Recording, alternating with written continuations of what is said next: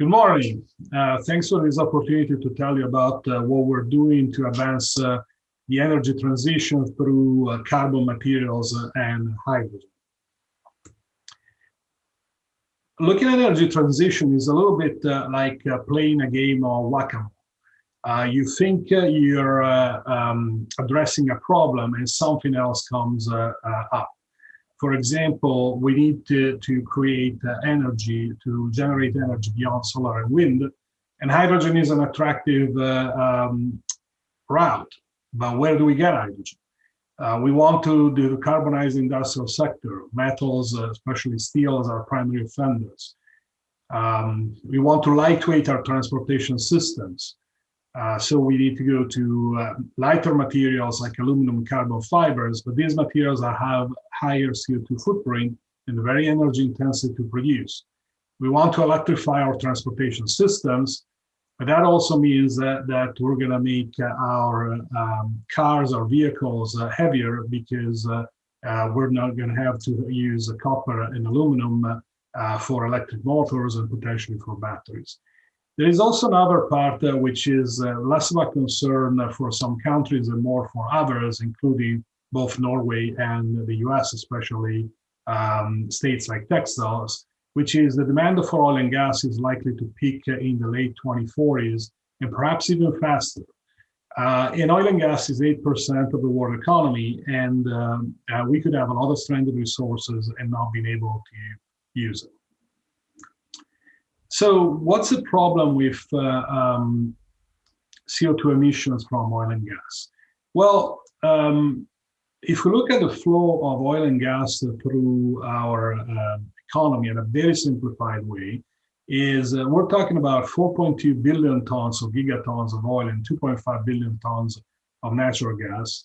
Now, if you break them into elements, of course, it's a lot more carbon than hydrogen. But what's interesting in terms of energy, the hydrogen has almost as much energy as the carbon. And the problem is once we produce oxygen and we burn the vast majority of this stream, more than 90%. And that's where we end up with CO2 generation. Only a very small fraction of this stream is used to make non-combustible materials like polymers, lubricants, and chemicals. So carbon is most of the mass, but hydrogen is about half of the energy. And this is important because as renewables keep growing, the total energy demand keeps growing. And so this proportion that we're looking at here at the bottom right on how we get energy keeps having about 75 to 80% reliance on burning carbon. And so if we could find a way to harvest this hydrogen without burning the carbon, we would actually maintain a significant amount of this energy availability. Now, how can we make hydrogen right now? Just a few days ago, Flickin in Bloomberg wrote an article and had a very nice visual on the three main routes that we're looking at to make hydrogen. It's great hydrogen is where we use a gasifier reformer and we emit the CO2 and capture the hydrogen. Blue hydrogen is now what we're talking about when we use the same process, but we put a carbon capture and storage or a CO2 capture and storage unit at the end. Whereas green hydrogen, which is this great hope, is where we use water and renewable energy and we split it into hydrogen and oxygen. And so this could give us ways to make still cement and fertilizer in different ways, so we don't have CO2 emissions, but also fuel our transportation systems. Now, what the article doesn't say is that there are problems. You know, if you do the first one, especially in transportation, you may as well use gasoline. The emissions are exactly the same. In the blue hydrogen, it actually takes significant energy to capture and store the carbon dioxide, and one has to have the storage capacity nearby. In the green hydrogen idea, the energy content of a hydrogen is quite a bit less than what's being put in from the grid in terms of solar and wind electrical energy. And so in many cases, one may want to just use the electricity directly. So this is definitely not a net energy production. It is a pathway where the energy needed to make the hydrogen is larger than the energy content of a hydrogen. Now, there's another way actually to go about this that is not discussed almost at all right now. If you take a hydrocarbon, for example, this is methane, you have some desirable features. It's abundant, it's low cost, and it's always produced by what I call low impact mining. I mean, oil and gas production is definitely an environmental problem, but compared to other mining that we do, such as mining for metals, it is a relatively low impact process. Now, in a molecule like this, the carbon is the central larger piece. We got actually 4 hydrogens in this molecule, and other hydrocarbons are similar. Notice that there is no oxygen. And so if we don't introduce oxygen and we just split it, which requires some energy, we can end up with hydrogen and carbon directly. And notice that the hydrogen that is produced has an energy content which is over 6 times larger than the energy that's needed to run this reaction, of course, in ideal condition. But also notice that we generate a lot more carbon than hydrogen.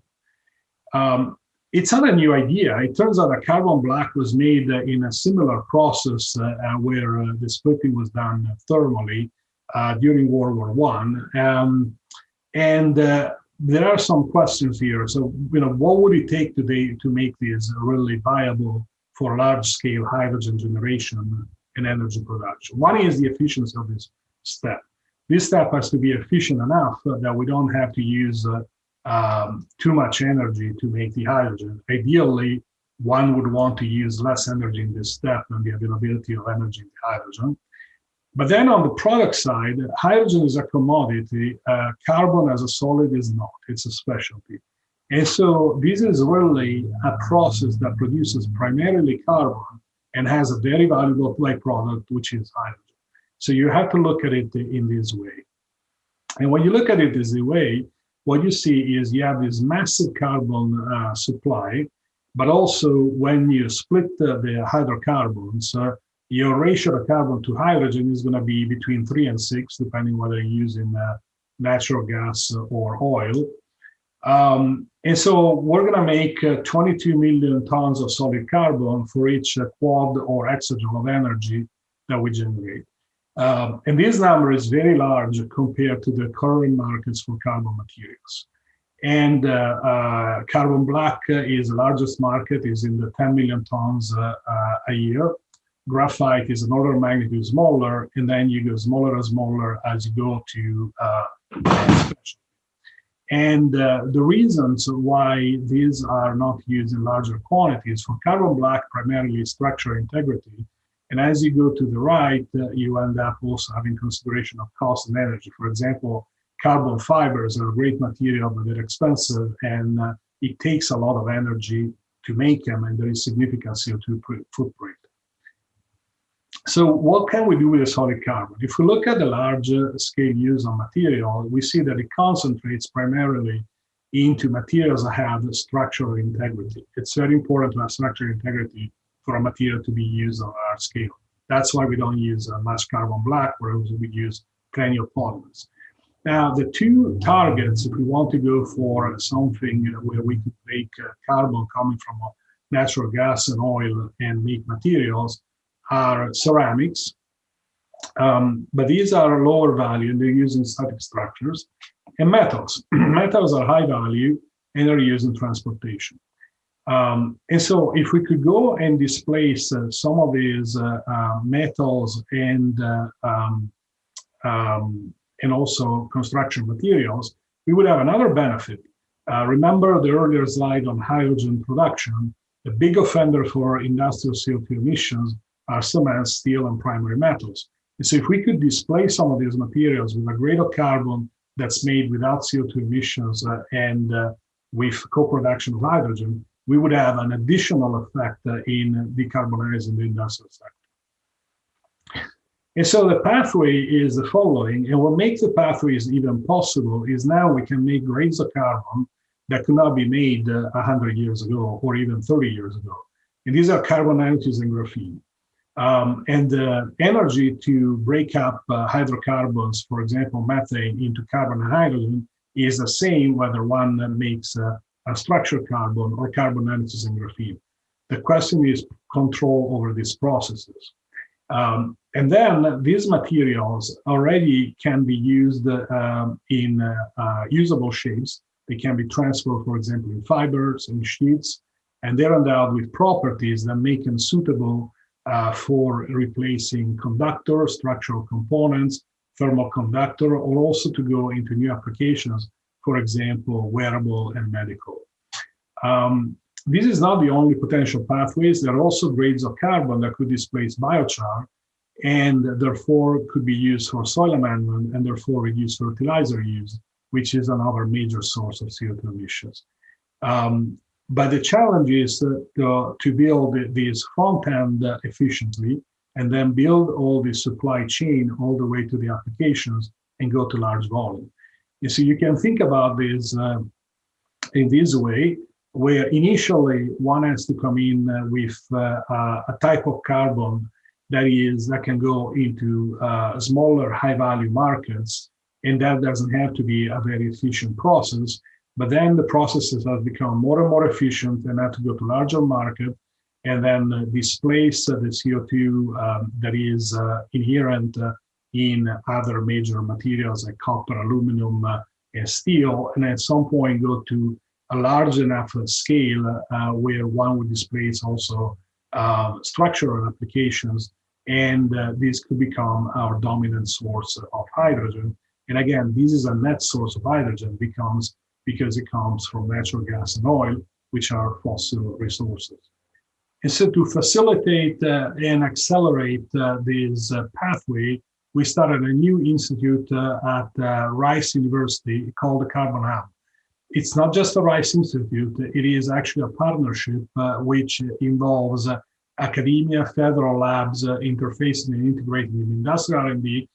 And we have more than 80 researchers in 20 different institutions who are already joined, and some of the institutions are both in North America and Europe, and we plan on expanding further to Asia. This was enabled by a major commitment from Shell. It was a $10 million commitment from Shell, and Mitsubishi and the Prysmian Group have already joined, and a number of other companies are discussing joining presently.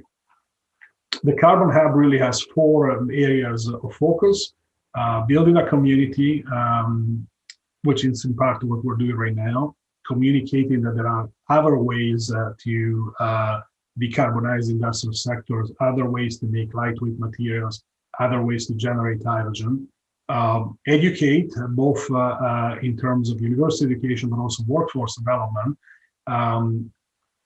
discuss and evaluate policy implications of this work, and do the R&D which is necessary to move efficiencies up, costs down, and effectiveness in products and applications.